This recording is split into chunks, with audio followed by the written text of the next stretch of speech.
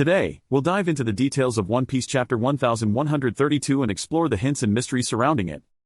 This chapter is titled Adventures in Elbaf, where a young giant named Kallon encounters the giant pirates at the port of Elbaf.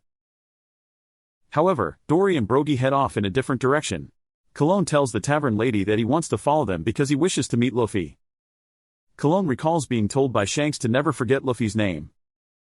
The tavern lady gave food to Kallon and his father, Ripley, and Kallon left the bar. Next, the giant pirates approach a massive rainbow that connects the sea to the second layer of Elbaf's forest. Then, Headrudine and Stanson welcome them. The Straw Hat crew crosses the rainbow, feeling excited. At this point, on the bridge of the underworld, when Luffy suddenly jumps up, Garth finds him adorable. Garth and Goldberg greet Luffy and ask him what he is doing there. Luffy recalls Loki telling him not to mention their meeting to anyone and also not to speak about our promise. Sweating profusely, Luffy remains silent. Goldberg assumes that Luffy must have had a terrible experience in the underworld and decides not to ask any further questions. Meanwhile, Rod nearly captures the Straw Hat crew but ends up falling into a trap and hitting his head. At that moment, Garth notices the Straw Hat crew, and both Garth and Goldberg use their weapons to subdue Rod. Luffy and Nami's group reunite and, now on the second layer of Elbaf, begin heading toward the village. At this point, Brogy explains that Elbaf has 3 layers. The first layer, the underworld; the second layer, the world of the sun; the third layer, the heaven.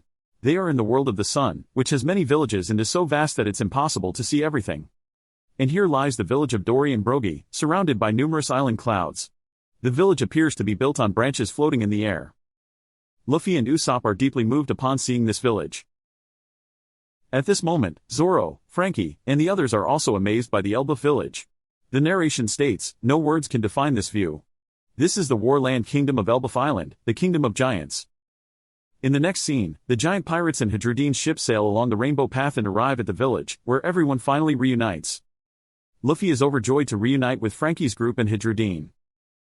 However, in the final scene, the writings of the adventurer Louis Arnaud appear. Including animals, fish, and everything else, it's truly breathtaking. "Adventurers, the time spent here will not be in vain," it says. And at this moment, the silhouette of a person walking through the forest appears.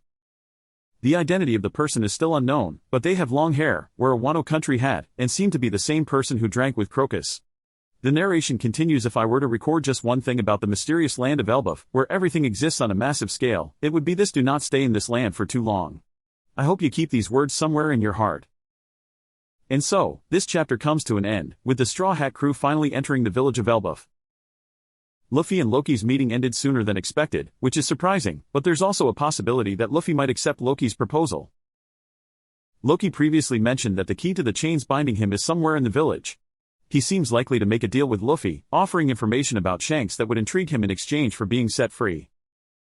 To resolve the issues in Elbaf, it seems necessary to address matters related to Loki. If Luffy leaves Loki behind and departs from Elbaf Island, it would lead to a very anticlimactic storyline. Therefore, I believe either Luffy or someone else will release Loki, triggering a major incident with Loki causing chaos. In this time, the adventurer Louis Arnaud left a message saying, "Do not stay in Elbaf for too long." Louis Arnaud is a well-known figure in the One Piece universe for his book titled Blagman, which means liars.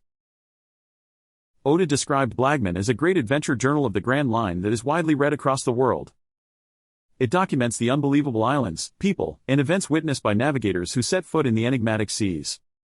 However, since people around the world don't believe the contents of this book and dismiss it, it was titled Liars.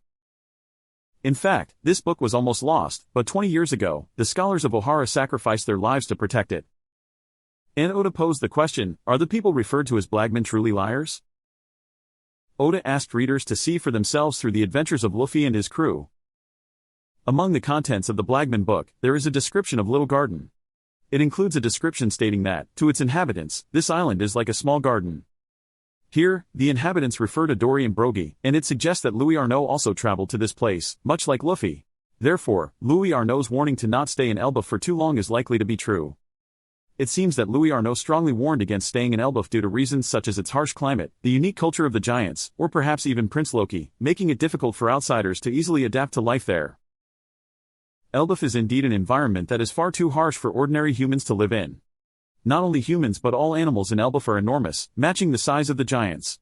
Additionally, there is an old-fashioned custom called the Winter Solstice Festival of the Sun, where everyone must fast for 12 days. This practice is quite oppressive, as it applies not only to the giants but also to anyone living in Elbaf, who are required to starve during this period. Thus, due to Elbaf's unique culture, which is impossible for outsiders to adapt to, Louis Arnault issued his warning not to stay for too long. Perhaps because of this cultural background, the Straw Hat crew might encounter trouble in the village of Elbaf, and that trouble could spiral into a situation where Luffy ends up freeing Loki, setting off a chain of events. However, at the end of this chapter, a mysterious silhouette was shown walking through the forest of Elbaf. Currently, many people speculate that this figure could be Golden Lion Shiki or Scopper Gabbin, while overseas theorists believe that the man with the burn scar has finally appeared, making the story even more exciting. The man with the burn scar is said to possess the final road poneglyph, and meeting him would significantly increase the chances of obtaining One Piece. There are various candidates for the man with the burn scar, and one of them is Monkey D. Dragon. The man with the burn scar is said to engulf enemy ships in a massive whirlpool, which ties into the idea that Dragon can summon powerful winds. However, there is doubt as to whether Dragon would actually desire the poneglyphs. That's because Dragon seems solely focused on the fight against the world government and has shown no interest in the Void Century or the Ancient Kingdom. And if he had the road poneglyph, Robin would have noticed its presence during her time with the Revolutionary Army. Another figure speculated to be the man with the burn scar is none other than Shiki, whom we know very well. This is because Shiki can use the powers of the float fruit to effortlessly lift massive objects, such as the road poneglyph. Moreover, the silhouette seen on the beach of Elbaf, wearing a straw hat and drinking sake while waiting for someone, closely resembles Shiki. Additionally, the giant animals shown in chapter 1131 almost completely match the animals featured in Strong World. Furthermore, the grasshopper Vikings from Strong World appear in the Elbaf arc, and the gas mask worn by Shiki is similar to the masks worn by Loki's subordinates. Considering these connections, it leads to speculation that the man with the straw hat is none other than Golden Lion Shiki. However, this does not guarantee that Golden Lion Shiki is the man with the burn scar. This is because Shiki has never been engulfed in flames and doesn't seem to have any particular connection to the road poneglyphs. Still, if the silhouette shown at the end of this chapter turns out to be Golden Lion Shiki, it would definitely be exciting. I also thought about why the man with the burn scar might be in possession of the final road poneglyph.